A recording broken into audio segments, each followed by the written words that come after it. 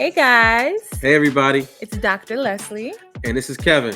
and we are 3 Acres Funding, coming to give you some tips on rehabs that you should be mindful of when you're using OPM or other people's money.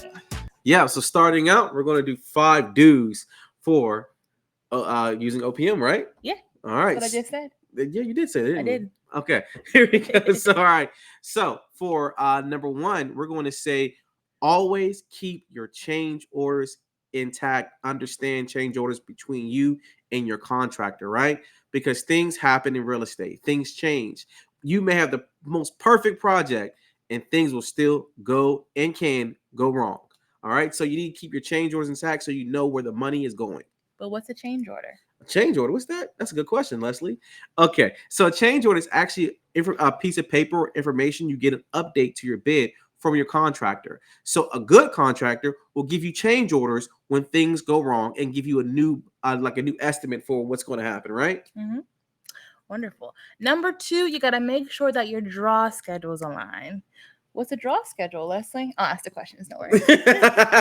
Draw schedule is essentially, so whenever you're using OPM for a rehab, they're not going to give you all the money at once. They typically give you the money in 2 to 3 draws. And so you want to know what that looks like, what has to be done to receive the next draw, and to make sure that the contractor is on the same page. Because what you don't want to happen is your contractor wondering, hey, why didn't I get my money? Where's my money, man? Yeah, nobody ever wants to be asked that question. So just make sure your draw schedules align. Exactly. And number 3, you want to stay liquid. Why do you want to stay liquid? Because just like I said before, with keeping change orders and understanding those, you have to have extra money just in case you go over budget. Things happen and can go and happen and will happen in real estate. So you want to be able to say, hey, I have the money to cover the cost of this, instead of going back to Mr. Lender. Mr. Lender, can I borrow some more money? That's Dr. Lender. Yeah, Dr. Leonard, you. Okay, number 4 is making sure that you have a timeline from your contractor. Yeah. And then you add some fluff to that. What's fluff? Fluff is just, being extra conservative and adding a little bit more time. We all can underestimate when we're excited about a project. We think it's going to get done really quickly. Mm-hmm. But as Kevin has said several times, things do go wrong in real estate. So if your contractor tells you 2 months, 3 months, you might want to add another month or 6 weeks to that, because depending on the contractor. Yeah, depending on the contractor.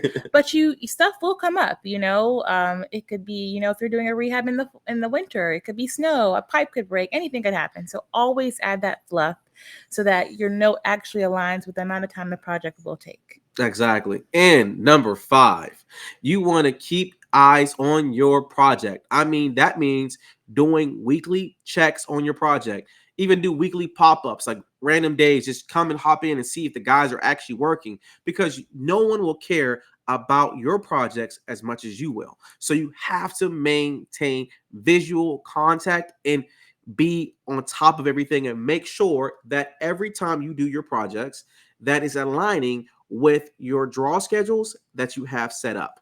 Yes.